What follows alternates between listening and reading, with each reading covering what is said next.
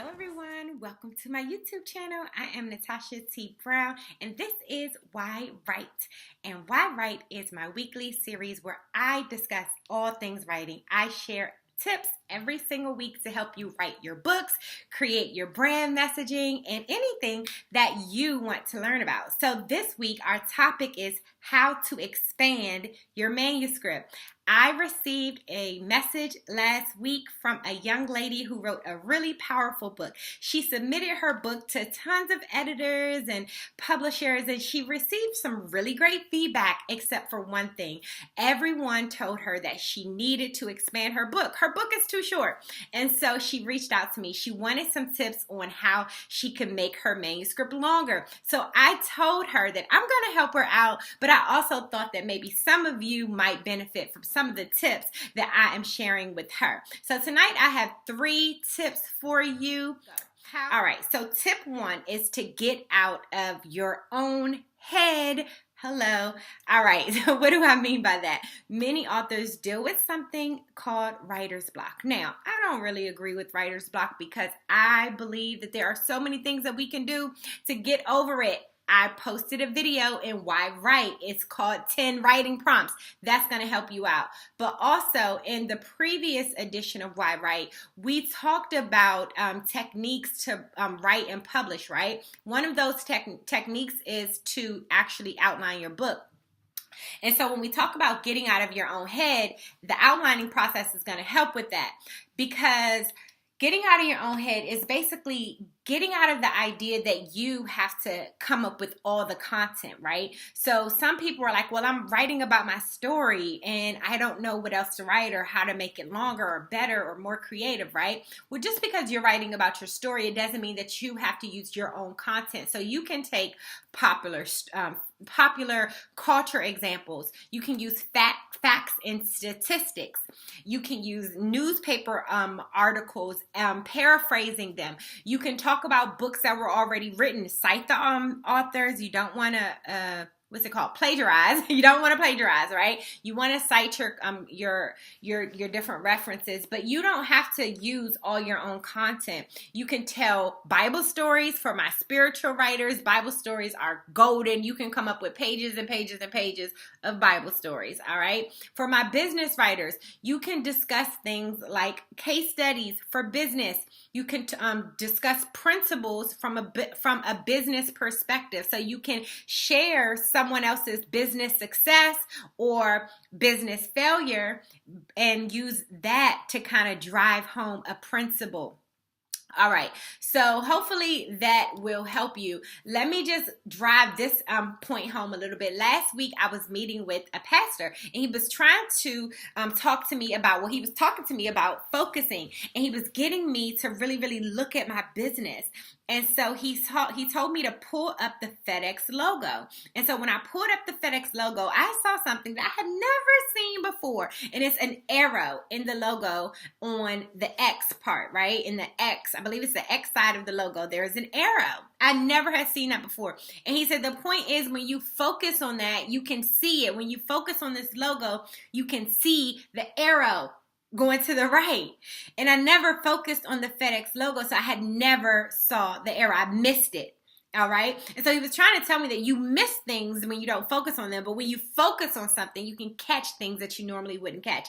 That is the type of way that you get out of your own head when you're writing. You tell stories that will drive home different principles that you're teaching or writing about. If you are writing a fiction book, you use things like dialogue. You can also use historical facts, popular culture examples.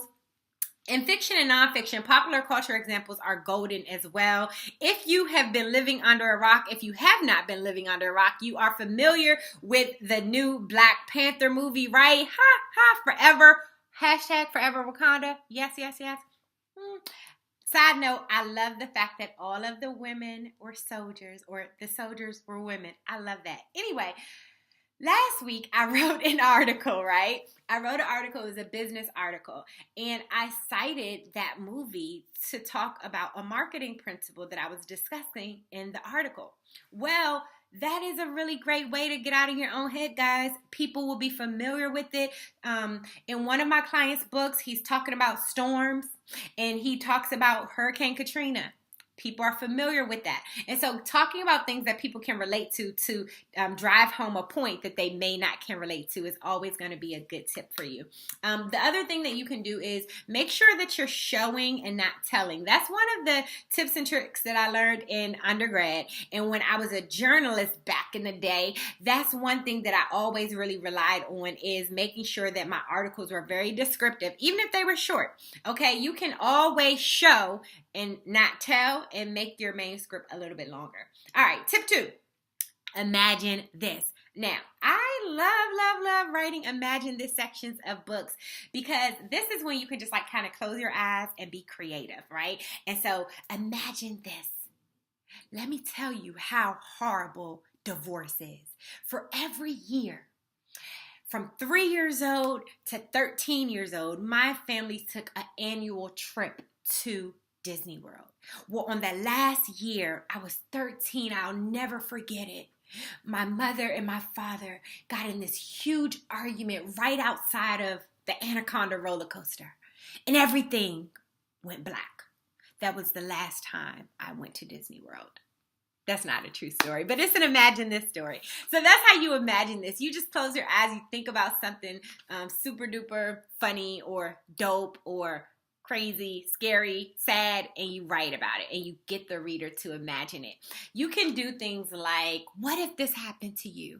Or, I never would want this to happen, or imagine this. So you can do imagine this. You can write imagine this sections in different ways. You don't always have to use the words imagine this, but that's also a great way to expand your manuscript. Tip 3 is front matter and back matter. What is that? Some people are like, what is that? Front matter and back matter. Front matter is everything that comes before your book starts, before the page 1 of your book, right? Chapter 1. That's front matter. Back matter is everything that comes after the end of your book. So front matter is things like your copyright page. That's going to have to be there. Title page, acknowledgments page, dedication page, testimonials. So you can reach out to people right now, send them a little short sample of your book, or you can just reach out to people that you know you, and they can give you testimonials about your book or about you, and that can add a lot of credibility to your book, because you can later post those testimonials online or on your website, but it's going to add pages. If you're just trying to make sure your book is a certain page count, that's going to add pages, and so that it doesn't look thin, that's going to add pages, all right? Testimonials, a preface, and a prologue. Introduction. If you don't know what those are, Google them. Yeah, Google them, all right? Back matter is things like you can put about the author in the back or in the front, or you can do an afterword. That's what comes after the book ends, or you can use that space as promotion for something else. You can do a glossary or an appendix with different references. You can do references. One time I wrote a book with an author. She was super intelligent, scientific, and smart. I'm super creative. So everything that I wrote was creative, and she added all of these scientific and medical references that I would have never added, and so that's always something great to add as well. That'll add pages to your book. Okay, so again, just to recap, your 3 ways that we discussed today to expand your manuscript: 1, get out of your own head; 2, imagine this; and 3, add front matter and back matter. Okay, before you leave, I want to make sure that you are tuning into Write What's Real. Dun, dun, dun. It's the new live show. It's going to be premiering on my Facebook channel. You can get there by visiting writewhatsreal.com, where I'm going to be interviewing authors about real life stories that make a difference, that inspire us, that push us to do more, that make us better leaders, better readers, better writers, better teachers, better people. Our first guest is Carl Sharperson Jr. Amazing man. He is a Navy vet, cancer survivor, and a super duper intelligent leadership coach, right? And so he is our client at B&D Brand. He published a book called Sharp Leadership: Overcome Adversity to Lead with Authenticity, and it's been flying off the shelves. I mean, people are buying this book like crazy. Like Carl sends me messages like, I need another 100 books. I need another 100 books. I'm like, how are you selling all these books, dude? So we're going to talk about it on Write What's Real. He is on our first episode, which premieres on Monday, March 5th at 9:30 p.m. at writewhatsreal.com. So I want you to go there. I want you to follow, join, like, subscribe, talk about, and then it'll be here on my YouTube channel. So I want you to post and share it too. If you're an author, or if you have, if you need tips, if you need advice, if you want me to address a concern of yours in a future Why Write video, send me a message. All right. I would love, love, love. I love writing. Can you tell? I love writing. I would love to help you write better, write more effectively, write more efficiently, and to get your book out, get your brand told, get your story out there, and make a difference in the world. Bye, guys. I'll see you on the next edition of Why Write? You inspire me to write.